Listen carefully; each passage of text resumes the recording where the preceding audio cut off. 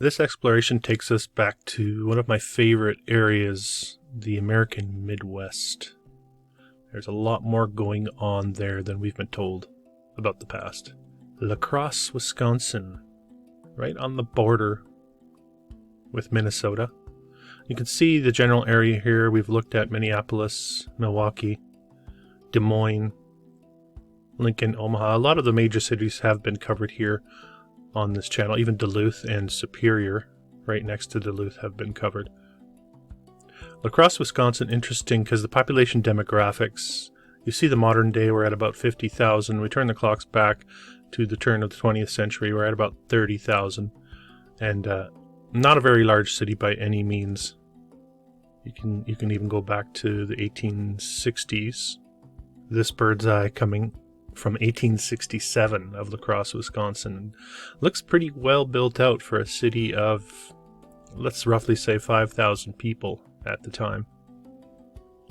And what are we to expect from the architecture? Well, if you're familiar with my videos, you'll know that there's likely a city hall, courthouse, post office, probably several churches that have all been demolished, and several that still stand. So there still are signs of the old world, but much of it has been erased. And yes, we're ticking all those boxes here in this video, as you'll see as we proceed. A lot of buildings built with the stone and brick features and the ornamentation that we're used to seeing as we look into the old world. So much of it not making sense when we put that together with the population demographics and the technology available to the people at the time. This is the Alexander Macmillan building, built much like a castle in 1886. Not a great photo, but it does still stand, and it looks like it's somewhat celebrated as a historic structure. You can see the columns, column capitals, the arched windows. All of these things are monumental undertakings of construction, and doesn't really go with the history we're being told. La Crosse having several breweries as well. You see this a lot as you get into the Midwest. Of course, the story will be that the German-speaking immigrants came over and whipped these things up in no time flat, and started pumping up the brews using natural caves in the region, which is the same story here in La Crosse as well. This is the Michelle Brewing Company. This is one of the logos that they used, or at least a drawing, and getting some symbolism going on here. Really interesting. I'm sure there's a lot more to it. I know Michelle Gibson has taken deeper dives into the breweries. If you're familiar with her work, certainly worth checking out. I'll put a link to that in the description to her channel. You can peruse her deep research. I included this one as well. I like this because even though I can't really make out the writing here, it gets too blurry. The one on the left here is clearly an old world structure. You can see the buried windows. We get a bit of a street scene, and then you get all the way over to the right, and this is the view of the past they want you to have in your mind when you look into the 1800s in many of these places. I think just like the building itself, it's a false front.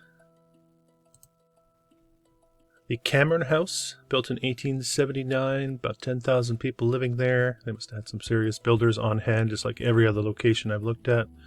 Demolished in 1917 after a fire. Story seems to repeat over and over. I believe it was a train station hotel type thing. So kind of reminding me of some of the ones we see in Canada as well. Some of the railway hotels, the grand railway hotels, maybe on a smaller scale compared to some of the Canadian ones. But I like the little shed slope shack out front here. You can see the difference between old and new world.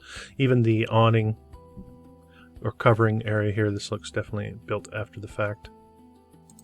And like they mention, it burns down in 1917. There's quite a few of these industrial type buildings. I didn't include them all. This one, I can't really even make it out. But you can tell it's an industrial building, but it's still got the corner tower.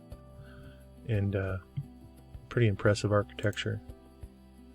The street scenes showing us much the same as we see in many other places, with looking to be brick cobbled style streets. We have a double railway track and fairly wide streets, so it made it easy to accommodate automobile travel in the 20th century, the width of the streets, despite the fact that many of these cities were laid out well before the automobile was even a thought. So that's a convenient overlap in our historical narrative. The Cargill home was built in 1881, we're told. And there's a look at the Cargill home with the rickety horse and buggy out front. Beautiful looking structure in the background. I mentioned some of the caves. We'll just take a look at a few of them in the general area. This one's interesting. You can see the stacked rocks, and if you've gone down the meltology rabbit hole, you'll recognize a lot of this as being most likely buildings that have gone through some sort of high heat cataclysm. This is the Uller's Cave, with the big archway. Even here, you can see the massive megalithic stone style wall here. I believe none of this is in its original state, and a lot of it has undergone serious transformation through some sort of cataclysmic event that we are not familiar with. Even here you can see, as we zoom in, what looks to be the remains of some sort of rock wall, probably not originally rock, likely brick. Yeah, I know it might be a stretch for some of those. Some of you who have not looked into this, but there's quite a large thread to be pulled as far as that goes. The brewery is having a large hand in making use of these caves, natural caves, air quotes. And they'll say that is used as the reason for their existence in many cases. You'll find these all over the place. If you have any stories of brewery caves, put that in the comment section below. I'd love to hear what you have to say. Just some more of the natural landscape around La Crosse. Before we get back to the buildings themselves, the Charles Solberg building, another prominent building from an early time period, 1870. Remember, only 7,000 or 8,000 people living there at the time, but they had the time, the means, the expertise to build with such ornamentation and precision.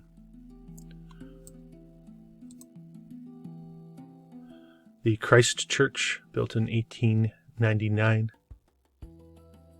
Just under 30,000 people. If you live in a city of 30,000 people in the modern day, how many structures do you see going up? And of course, they don't build like this anymore. They'll bring the cranes in and they will stack the lumber walls and sheet them, or they'll use some steel beams and glass. But they have all the means at their disposal that they didn't have back in the 1800s. Yet they were throwing these things up quicker than we can do it in the modern day. And then these still stand for the ones that do survive, the ones that didn't burn down in a fire or get demolished because of urban renewal. They still stand, and they're quite spectacular, as you can see here, this Christ Church in La Crosse, giving us a lot of old world majesty. And I wonder even if the cross was replaced and there was something else. I imagine the whole roof, all of the metal on the roof has been replaced. Just speculation. The City Hall, you can see here, this is an 8-month build, folks. Anyone in the construction industry want to chime in on the 8-month build? In 1892, there's 25,000 people living there. They built this in 8 months. Demolished in the 70s. Urban renewal, no doubt. Not a small building by any means. 1, 2, 3, 4, 5 stories plus a tower with a little tower on the side. So they get rid of it and they replace it with this. Yeah. The Congregational Church, built in 1870. Very early time period to be building like that. If we're to believe the historical narrative. Demolished in the 50s. The old courthouse, built in 1905. It only took them a year to build this, despite what it's been made of and how large it is and how highly ornate it is. And they demolished it in 65. Here's a look at the one of the rooms inside with its curved ceiling lines, and of course all sorts of detail and decoration, and even a painting. I wonder if that's included in the 1-year build time. And what are we looking at as far as ornamentation goes? Looks like angelic figures. Yes, I'm looking for griffins, maybe some sort of phoenix, not sure. So really, what is this history that we've been handed down? It's just a story as far as I'm concerned, and it does not favor the people. This is something that has reduced us into believing something we're much less than we are. And we look at the post office a little later. Here it is down the road from the old courthouse. And there's the demolition of the courthouse. Probably a serious undertaking. Probably took them as long to tear it down and clean it up as it did to build. And they like to give previous versions as well, and this just sort of helps to bolster the false historical timeline that we're given, letting us know there was one before that, and they tore it down, burned down usually, and then they tore it down and really, really quickly built the replacement. And that, the way that they've structured that explanation in our historical narrative, and this is something I can speak to from experience after having looked at so many different places, the narrative repeats, and they haven't allowed enough time for the demolition, the cleanup, the excavation, and then the rebuild. It just does not add up. This is the courthouse that replaced it. Okay, we'll move on from that. And I do get people saying it is depressing hearing about all this demolition, but it's important to know that we really need to wrap our heads around what was for us to understand. And this is really just the evidence that we have handed down to us. This is not something... let me rephrase. There's probably a lot more that has been... that we have no evidence of. These are just the ones that we do have evidence of existing. Evangelical Lutheran Church, another church. Interesting shape at the top here. Another Evangelical Lutheran Church, with several domes of cupolas on top. Very well built. Still stands. There it is in the modern day. Small towns, big churches. Beautiful churches. Plenty of churches. First Methodist, built in 1886. They say this one took 6 weeks to build. Something about the La Crosse historical narrative. I don't know if they want us to believe that they were superhuman, but I think they need to extend those timelines if they want people to believe these stories. 6 weeks they built this. They stacked a couple bricks, called it good. Just a furniture block, just to give you an indication of some of the multi-storied structures in the downtown area.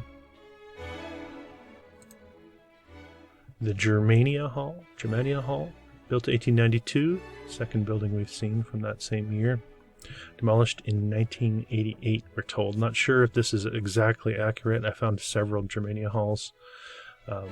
If anyone knows any more about that building, I'd love to hear it in the comments below. You can see the train tracks out front here. Train tracks everywhere.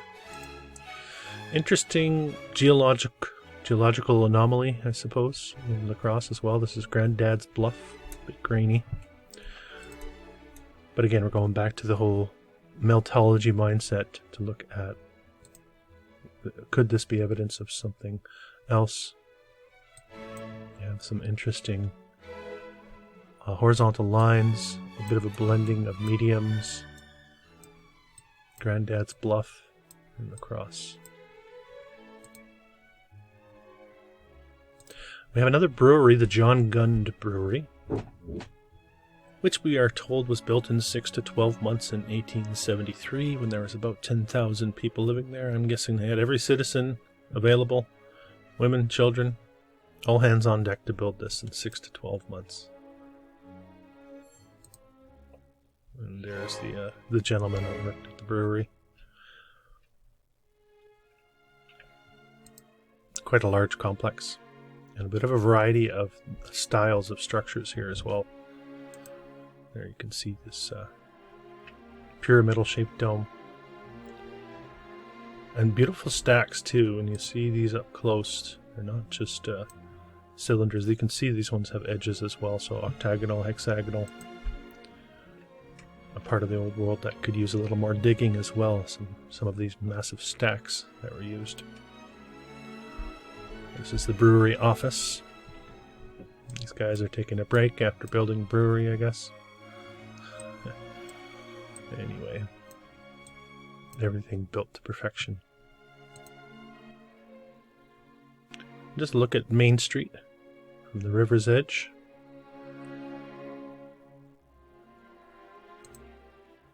The Heilman Brewery as well, still on breweries. I think this makes 3 now. Quite a large structure as well, as you can see.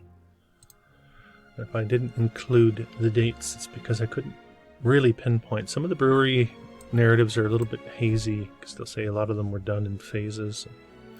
But you can get a sense of the detail going on here too, and of course the size. And looking like something actually has been removed, possibly from next to it, and the structure in the foreground certainly looking more New World next to an older world structure. This high school's a bit of a ghost as well, and it's entirely clear. I don't think these dates are accurate. Apologies. I think this is showing us some dates for this high school. This one predating it, and very little evidence, just a photograph that I could find. That's how they built the high schools back in the 1800s. Much more to get to though, so we'll keep moving. We have several hospitals, just going to include them all. Not saying they're all old world. La Crosse Hospital, the Lutheran Hospital, and here's another look at the Lutheran Hospital, give you an idea of the style of architecture, and the St. Francis Hospital as well. 3 hospitals very concerned about the health of the people in the late 1800s, early 1900s, of course. Hotel Stoddard, built in 1 year, massive structure. Demolished in 1982. No doubt the interior was plain, not really having enough time to finish it ornately. Okay, maybe not. Here's the lobby. This is the only evidence I could find of this structure as well. They had enough time to put these coffered ceilings in. Very beautifully polished columns. But we'll keep moving. There's a nice look at the streetcar after the automobiles have all been introduced. The streetcar's still running, eventually to be phased out. A lot of that happening in the 50s as the big automobile companies sought to create the transcontinental highways, and in the same breath eliminating inner city rail travel and were substituted with diesel burning buses. You can see the brick paved streets there as well. Emmanuel Lutheran, this one's built in 1905, we're told.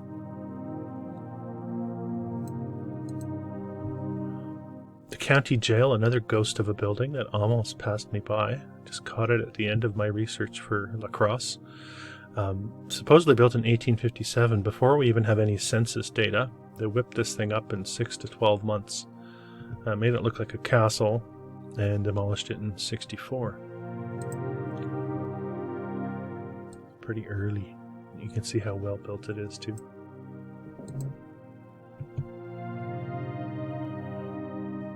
And we have a bit of a contradiction in the narrative as well, because this one says it was built in 1890. Demolished in 65, so it always gets a little murky as you do some of this research. Depends on your source, I suppose.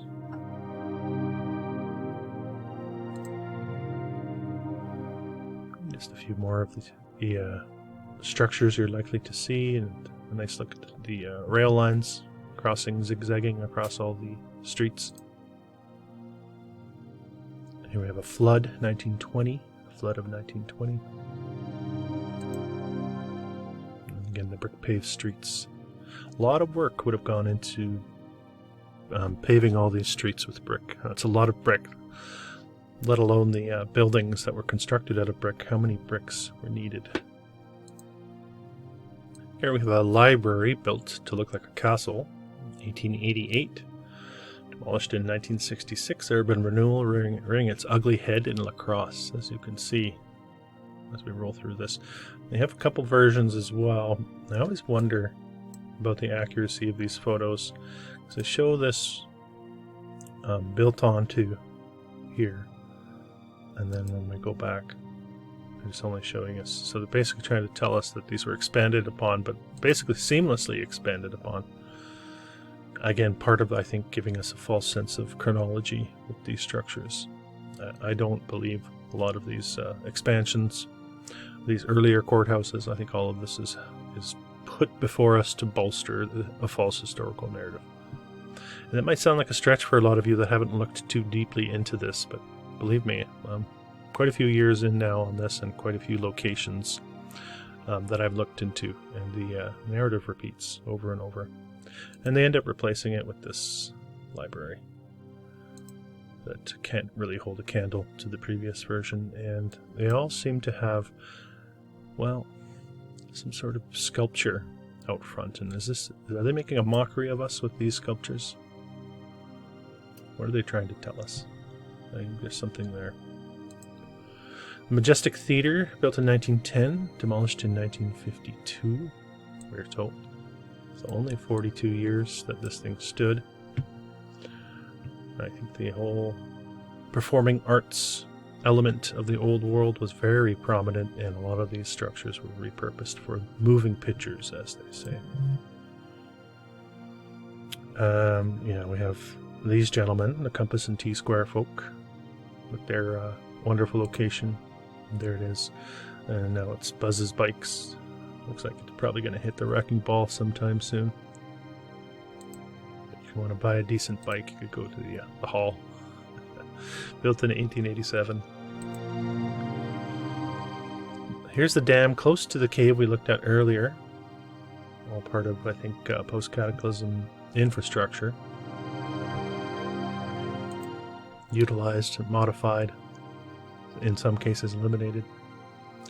The normal school, if you're not familiar with the normal school narrative, it was a way for them to homogenize what was being taught in the schools, basically an earlier form of university education for the educators, the ones that would educate the youth.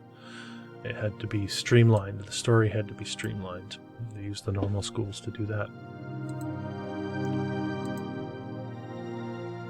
I don't have a name for this building, but I think it's pretty spectacular and very overbuilt for what it is. You got arches and columns up near the top, and a very a buttressed base of stone here at the bottom, which is probably not the bottom. These windows look like they go right into ground level, if not below ground level. Probably a grate there. Something we see over and over as we look at these post-mud flood structures. I think the cataclysm and the mud flood are all part of the same event or events.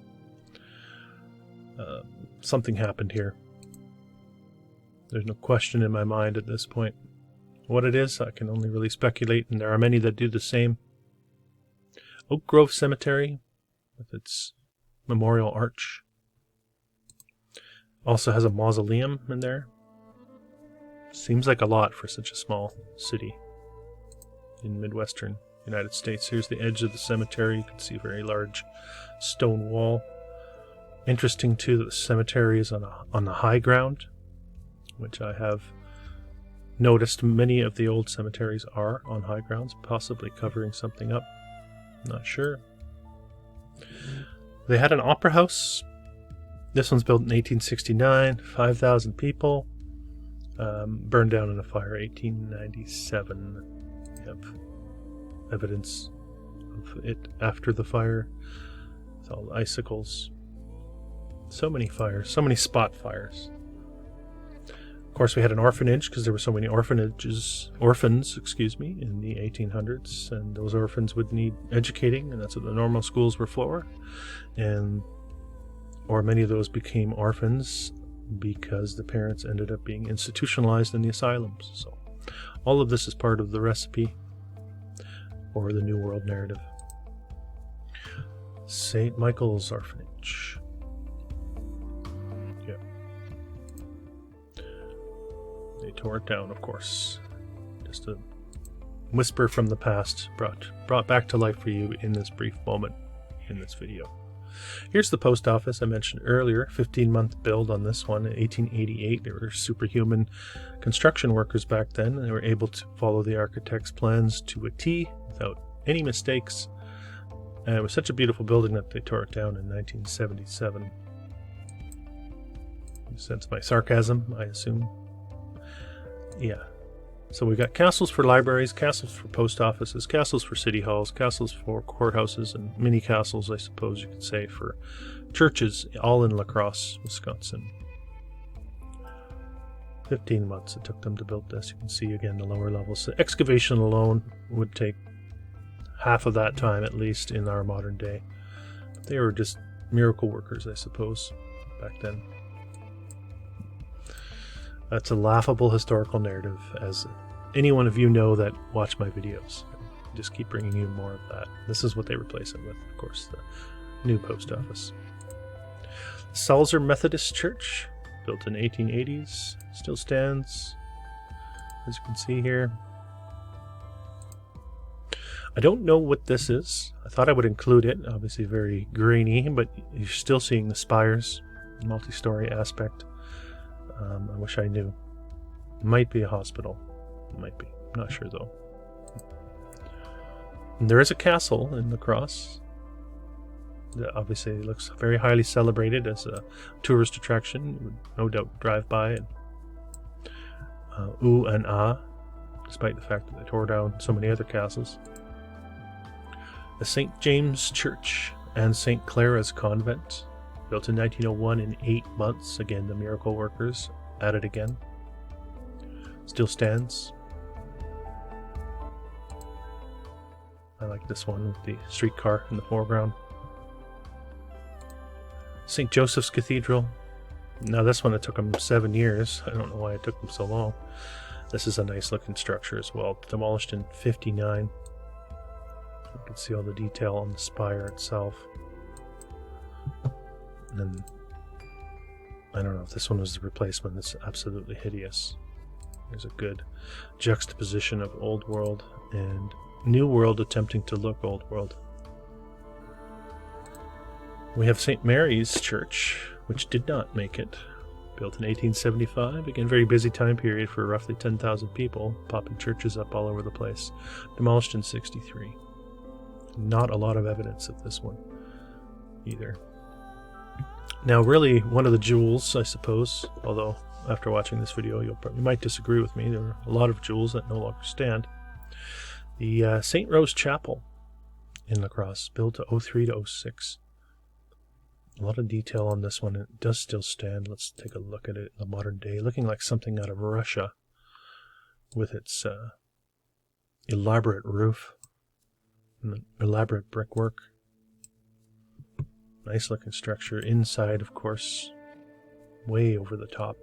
Turn of the century, La Crosse, Wisconsin. This is how they're building.